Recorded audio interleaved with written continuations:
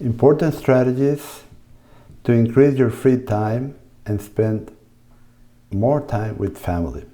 We ranchers farmers are hard-pressed for time. We are usually chasing our tail or doing a lot of laborious things like tractors, horses, cattle, the truck. But we need to socialize. We need to have time for our family. We need to have time to enjoy life. And it doesn't need to be that way. It doesn't need to be to where we are hard-pressed to have time to do what we really like. I know that most of us have the passion to be a farmer and a rancher, but our family doesn't have to suffer for it. We can do it better. To enjoy life in the land, we need to be managers and not become firemen. A manager prevents a fire from even starting. A fireman is called when the fire is burning and you need to put it out.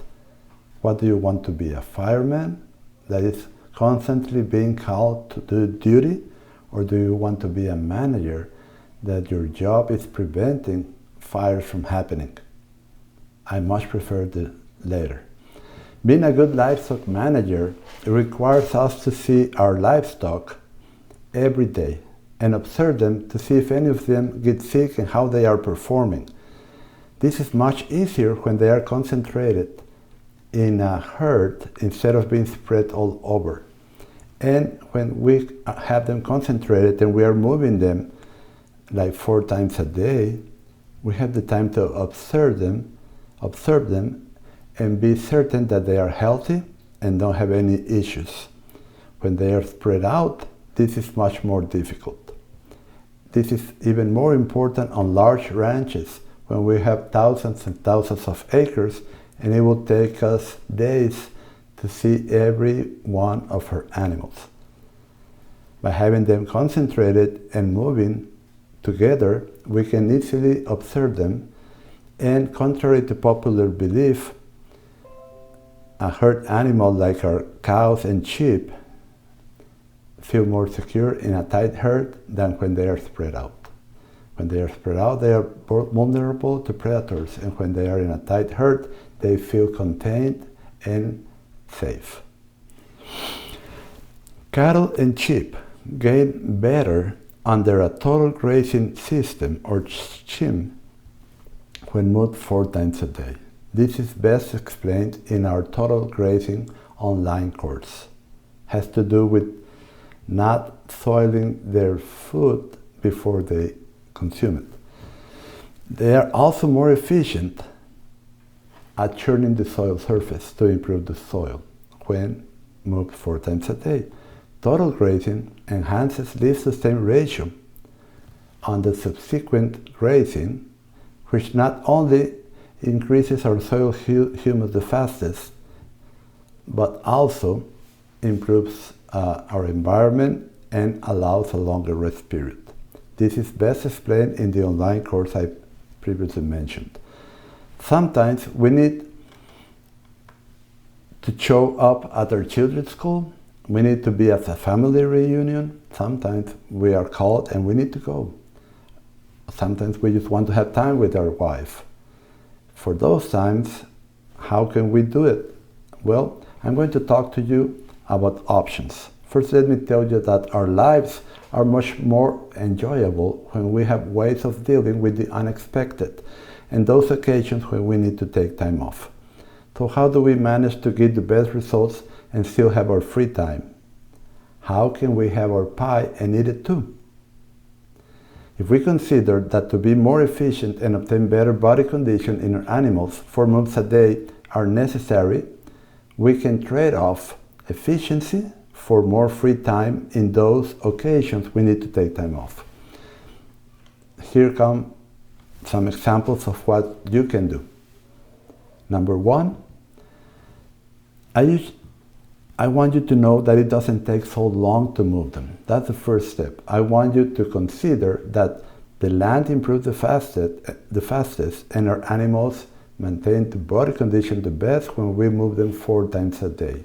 I usually start in the morning, giving them the breaks, and finish at 3 to 4 p.m. And that's the end of my day work. And it only takes me to give them each one of those 4 breaks 10 to 15 minutes, and to set up the temporary paddocks with poly braid, electric fences. It takes me like 1 hour for the day. So all in total, 2 to 3 hours a day work. So that's not very hard if we are working 8 hours a day. And remember, we are using our cattle to do the work of machinery, and we are having them work for us. That's why this is so important. I like to have the fences built up and ready, the permanent fencing, 1 wire, and then the temporary fencing. I like to have 3 to 4 days of work put out, ready to be taken down when I move the animals. Why do I like this? Because I can cope with any unexpected, like a storm, rain for a long period, or sickness. Then it's an easy matter to go and roll in the fence and let the cows have access. If you are doing it immediately before you move them, you are in for a crude awakening when an emergency sets in. So I like that. It doesn't take long. For the weekend, you can give them enough on Saturday to last until Monday.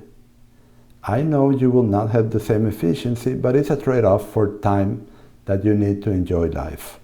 So on Saturday morning, I give them enough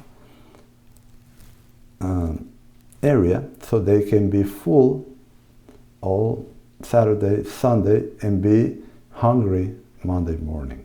I want them hungry in the morning.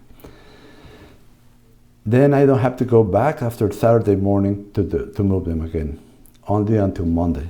So this gives me the weekend off, which is very important for our mental well-being.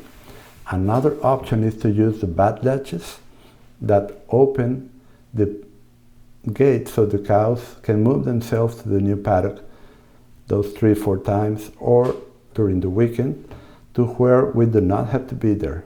This is not as efficient, but it does work. If you are feeding a minimum protein supplement, I would suggest you feed them double the amount on Saturday and not feed them on Sunday, so you can take the day off. Then you can go to church or do whatever you want. And on Monday, you resume the usual schedule or routine. The trade-off is that there will be a slightly less cow days harvested per acre in that weekend, but this can be recouped later on.